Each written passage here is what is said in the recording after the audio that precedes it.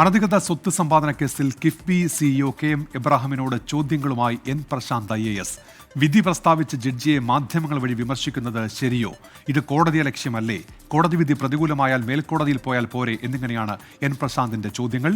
Facebook പോസ്റ്റിലൂടെയാണ് അദ്ദേഹം ഈ പരിഹാസം ഉയർത്തുന്നത്. ഷഫീദ് റാവുത്തർ ചേരുന്നുണ്ട്. ഷഫീദ്, വിവരങ്ങൾ.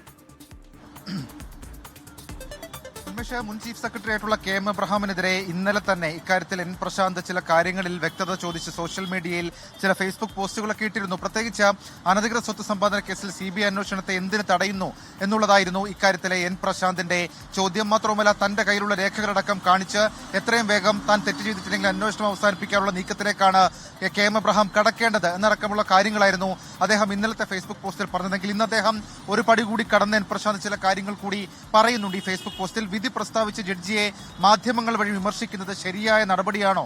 ഇത് കോടതി അലക്ഷ്യമല്ലേ? കോടതി വിധി പ്രതികൂലമായാൽ മേൽക്കോടതിയിൽ പോയാൽ പോരെ? ഇക്കാര്യത്തിൽ ഒരു പരിഹാസത്തിന്റെ സ്വരം ഉണ്ട് എന്നുള്ള കാര്യം ഉറപ്പാണ്. ജയതിലകിന്റെ നിയമവിരുദ്ധമായ പ്രവൃത്തികൾ തെളിവ് സഹിതം വെളിപ്പെടുത്തിയതിന് തനിക്ക് കിട്ടിയത് സസ്പെൻഷനാണ്.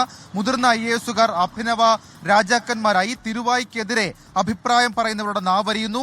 മറുവശത്ത് ഹൈക്കോടതി ജഡ്ജിയെ കൂളായി അധിക്ഷേപിക്കുന്നു എന്നുള്ള വിമർശനം കൂടി N പ്രശാന്ത് പല കാര്യങ്ങൾ കൂട്ടിച്ചേർത്തുകൊണ്ട് ഈ ഫേസ്ബുക്ക് പോസ്റ്റിലൂടെ വ്യക്തമാക്കുന്നുണ്ട്. ഉന്മേഷ്, നേരത്തെയും സമാനമായ രീതിയിൽ ഈ FB പോസ്റ്റിൽ ഇട്ടിരുന്നതാണല്ലോ N പ്രശാന്ത്. അദ്ദേഹത്തിന്റെ സസ്പെൻഷൻ ഇപ്പോഴും പിൻവലിച്ചിട്ടില്ല.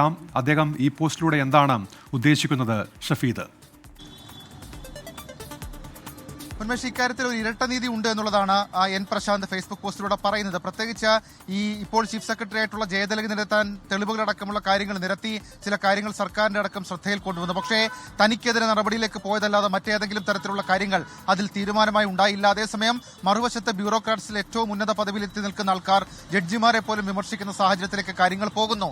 ഇത് ഇരട്ട നീതിയാണ്, ഇരട്ടത്താപ്പാണ് എന്നുള്ള കാര്യമാണ് N പ്രശാന്ത് ഇന്നത്തെ ഫേസ്ബുക്ക് പോസ്റ്റിലൂടെ വ്യക്തമാക്കുന്ന കാര്യം. മാത്രവുമല്ല, അദ്ദേഹം വീണ്ടും ഈ വിഷയത്തിൽ ആവർത്തിക്കുന്നു. KM എബ്രഹാം കൃത്യമായ രീതിയിൽ കോടതിയുടെ നിർദ്ദേശമനുസരിച്ച് ഈ CBI അന്വേഷണത്തെ അടക്കം സ്വാഗതം ചെയ്ത് മുന്നോട്ട് പോകുന്നതാണ് ഭൂഷണം എന്നുള്ള കാര്യം N പ്രശാന്ത് ആവർത്തിക്കുന്നുമുണ്ട്.